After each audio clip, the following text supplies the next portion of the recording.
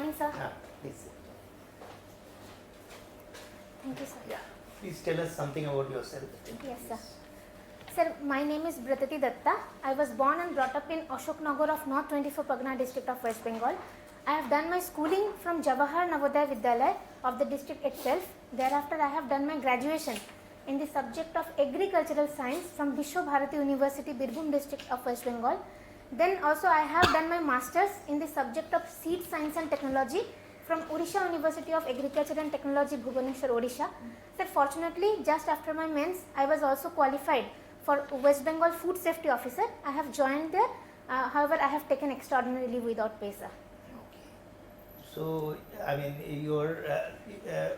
just wanted to know your motivations for, choosing this service. I mean, so anything, what really, I mean, amongst your many reasons, just tell us one reason why you want to join the civil services. Sir, the primary real motivation was to fulfill the lacuna and loopholes of the subjects that I missed during my school days. I was never serious in my school regarding the social science subjects, and when I look for the first time in the syllabus makes me attracted towards this, and then I started, and gradually when I explore more about the job prospects and opportunities, then I find that it will be the right platform where I will able to learn more and along with serving, and also I will be able to utilize my qualities and experiences that I have developed so far. Recently, a very famous person, Doyen of Indian agriculture, passed away. Yes, sir. Can you tell us about him and specifically about his contributions? Yes, sir. So recently, Dr. M.S. Swaminathan left us. Sir, he has made many contributions in the field of agriculture. First, he was the pioneer of the Indian Green Revolution. Second, sir, he was very much vocal about the soil conservation and mangrove conservation. Other than this, sir, he was also he has given the concept of evergreen revolution, and then, sir, he also gave the solution for the stubble burning problem as biopark concept. And other than this, sir, he has also given up the recommendation in the MSP system to reform the current existing MSP system structure, sir. These are some contributions of him, sir.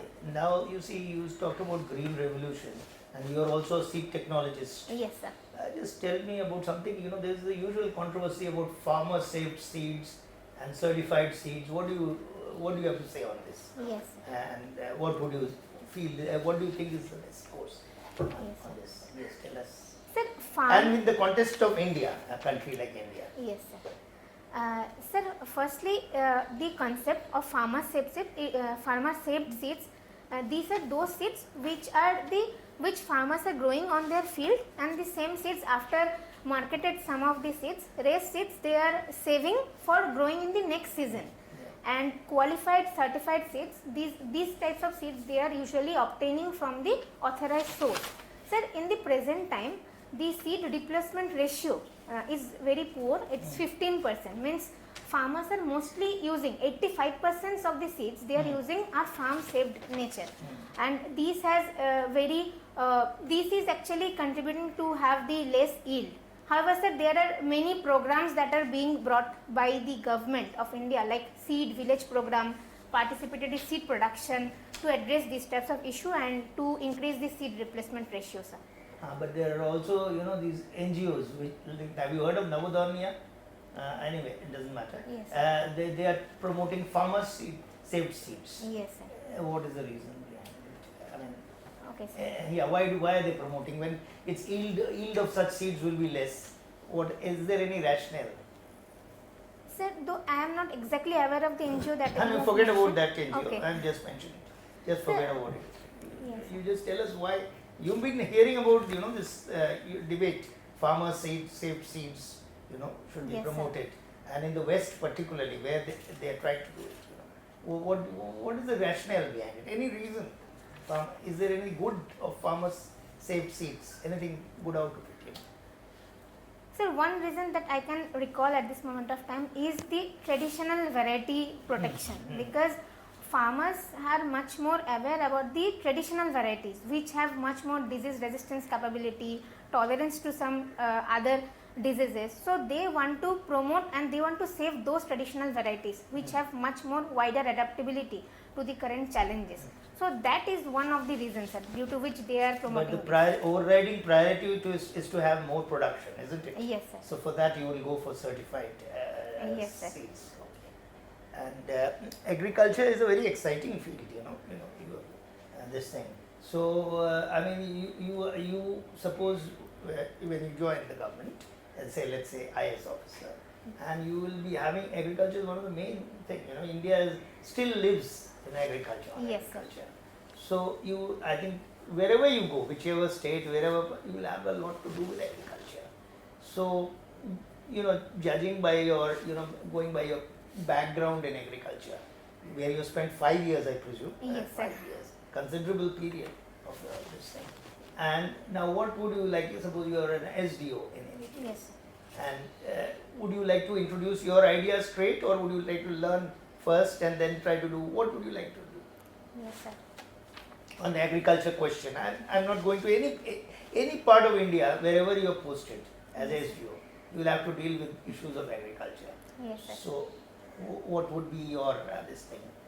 To try to learn from the people of that place about their practices, or try to straight away impose your knowledge?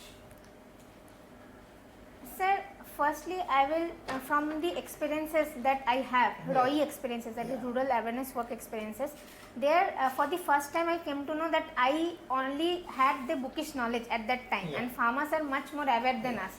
So, from that experiences, after going to any district, I will try to learn from them. I will try to have a SWOT analysis to know their strength, their weaknesses, and other things. Then, accordingly, I will also try to give my experiences, like I already have first hand training experiences in mushroom cultivation, in vermicompost farming. So I will also try to inculcate these types of knowledges to them, and I will also try to learn their practices also, sir. Good. Thank you, sir. So, suppose you are selected as a budding administrator, Yes, sir. how do you negotiate the minimum support price situation that is emerging in India now? Yes, sir. Yes, sir. Firstly, I will try to involve all these related stakeholders like farmers, scientists, and administrators in a table sir. And then I will try to highlight the prospects and challenges of the current MSP system. I will try to tell them that about the challenges due to which this cannot be legalized as of now, and in this way I will try to persuade them, sir. So persuasion approach, not to legalize it and to search for any alternatives of the MSP will be my priority, sir. Okay, but you give your legalized price guarantee for industrial products, manufacturing products, FMCG. Why not for agriculture? Yes, sir.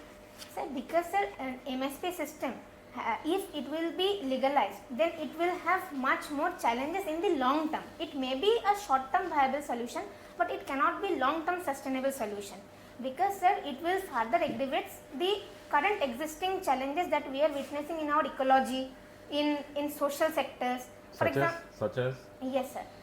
Sir, firstly, domestically, it will increase the financial burden on the government exchequer. Secondly, sir, in ecological aspects, already groundwater depletion is a major issue that we are currently witnessing in the region of Punjab and Haryana.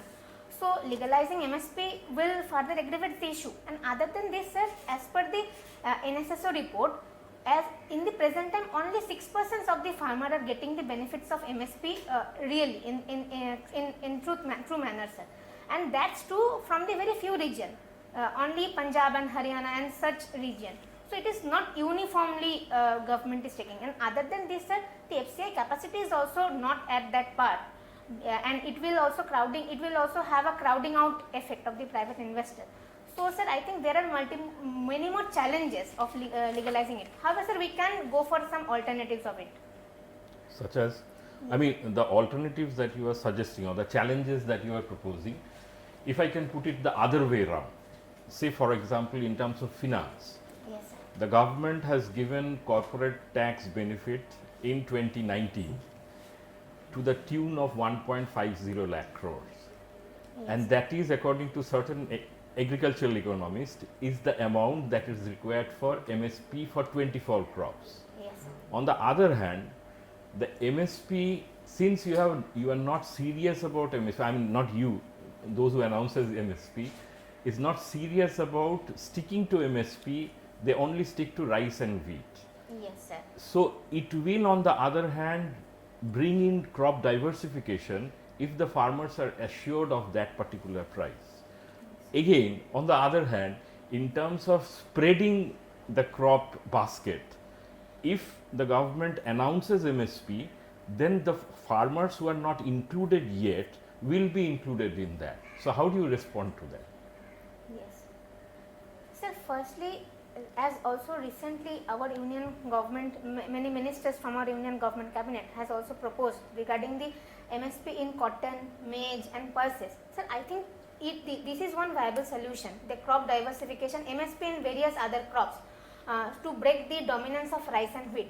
Sir, other than these alternatives, we can promote conditional cash transfer scheme or direct cash transfer schemes or price deficiency payment scheme like already mentioned in PM Asha in the recent past. Because sir, these can be a short-term viable solution but cannot be a long-term viable solution. And moreover sir, we need to push our farmers towards new direction, so that new concepts and emerging technologies can be involved in the agriculture sector, so that they need not to depend on the MSP, and in the long run they can become dependent, they can be self-dependent. So I think the MSP, legalizing MSP cannot be a long-term solution, and we need to move towards new direction. But MSP has been there for a long time. Yes. So in a way you confer, I mean, the highest civilian award to the person who have propagated MSP, and on the other hand you don't accede to his ideals. Yes. So why do you think this system, I mean, puts it this way? Sir, sir, it is right that MS Swaminathan has given the concept of C2+50 formula. However, sir, as I have researched more about the issue, I found that on a reply of an RTI activist, a government representative has already said that government has applied 201 recommendation of MS Swaminathan committee recommendation, and these types of the work is also under progress. However, if we will tinker with the current formula, that is the A2+FL formula, then it will create another burden on government and also on the farmer. So we need to follow the alternatives. That will be a long-term sustainable solution, sir. So do you think the present system of cost calculation factors in family labor in the way that it should be? Yes, sir. Sir, as per my knowledge, the family labor is already included, A2+FL formula. The current government is also following same. However, the C2+50 that MS Swaminathan committee has recommended, it also includes interest paid on the owned capital assets and other such things. Sir, if we will go with that formula as per government and as per other scholars, then it will create financial burden on the government. So that's why they cannot tinker the formula in the current system. Sir, moreover, the MSP system was brought at the time when we had a ship to mouth economy during the decade of 1960s, and now India is a sustainable food surplus nation with more than 300 million ton of food grains per year. So I think that in the current scenario, we need to move towards new direction with much more infusion of new technology and new concepts that in the field of agriculture are evolving, sir. Thank you, sir. Okay, let's move away from agriculture because there has been too much of agriculture. Let me talk about electoral bonds. Yes. Recently, Supreme Court has given a decision on electoral bonds. What is the decision? Do you support that decision or not? Just tell me. Yes, sir. Sir, recently Honorable Supreme Court has struck down the electoral bond concept, citing some issues like anonymity, then it was brought during with the under the garb of money bill, as many scholars have opposed the move. So Supreme Court has struck down the bill. Sir, in my viewpoint, the decision should be seen as a call of action. There should be much debates and discussion to explore the alternatives of the electoral reform system, and it should be seen as a call of action, because we cannot go back to the earlier era where direct cash were infusing in the electoral bond, and some other existing challenges were there. So I think there should be enough debates and discussion, and alternatives should be explored, sir. What was the major objection which Supreme Court took in this entire scheme? What was the main point? Just one point, because of which they struck the electoral bond scheme. Yes, sir. Sir, as far as I can recall at this moment of time, it was anonymity, because the process was not that much transparent. Yes. That was the major reason because of which Supreme Court has struck down. Yes, because only the ruling government knew True. Yes, sir. who gave the money, who bought the bond, and where the bonds went. Yes. This was not known to the general public. Okay, good. Anyway, now let's come back to agriculture. Farm laws. There were 3 farm laws. Yes, sir. Okay. Government had to repeal them. Yes, sir. Why did government have to repeal these 3 farm laws, which generally the agricultural experts thought were a step in the right direction and they would bring in agricultural reforms? Why do you think, what happened actually? Yes, sir. Sir, due to lack of persuasive nature, due to lack of persuasion, the then government could not bridge the trust deficit, because of which they had to withdraw all the 3 bills. So there were multiple issues. Many farmers, especially Punjab and Haryana farmers, were protesting. Many state governments were also protesting. So farmers were protesting because they were apprehensive that if these bills will be brought by the government, then it may do away with the current MSP system, or it may shut down the mandi system gradually. And many state governments were protesting because of federalism, because they were thinking that by any way it will encroach their rights, and it will also hamper their revenue collection from the existing mandi system. So these were certain reasons because of which they were actually protesting. Other than this, sir, the way the central government brought these bills under entry 33, that were also objected by many state governments, because there were some provisions in the actual text which was not which did not make satisfied to the state government. So there was lack of persuasive approach, sir. What were the points favorable to the farmers in these 3 bills or acts? Yes, sir. Sir, firstly, in the first bill, there were the provision to go out of the mandi systems and to promote the one nation one market concept, where farmer need not to depend on the mandi itself, but they can sell their produce to any of the traders or FPOs, cooperatives, or any private party also. Secondly, in the second bill, there were the provisions for contract farming, where farmers could have gone with the done away with the current cobweb phenomenon, where now farmers are dependent on the previous records, and based on the previous records, farmers are going with the current production system, which is again making the farming in distress.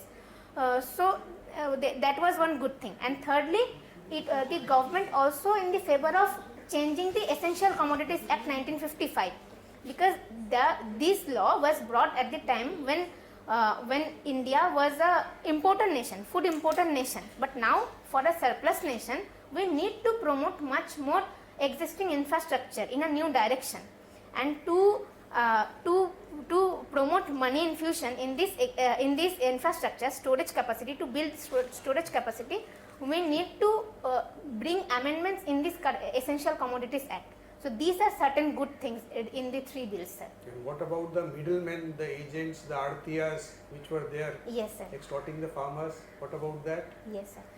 Sir, despite having the changes in the APMC system, Agriculture Price Marketing Committee, unfortunately there are the issues of cartelization, because when a farmer is entering into the market, then he or she has to face much of intermediaries effect. Even after bringing the enam concept into the mandi system, then also many cartelization are happening, many intermediary influences are there, because of which the farmers are not getting their actual prices of their produce. And also sir, there is also price spread analysis, price spread gap. What farmers are getting and what consumers are paying, there is a huge gap, and these gaps suggest that there are problems regarding the intermediaries, sir. So these are some problems. Okay. Last question on your subject. Tell me, in which way can you store a seed for say decades or centuries? What is the way? Yes, sir. So there are many ways. One can be for the seed drying and seed storage, and other is the cryopreservation. In cryopreservation, we store the seeds at minus 196 degrees centigrade in liquid nitrogen. So this is one very promising method, and other than this, many seeds are like many field crop seeds are there, which can be dried at around 5% moisture and can be stored safely for many periods. So these are the two methods that I can recall at this moment of time. Thank you. Thank you, sir. So last year and this year also, Government of India has imposed restrictions on export of rice.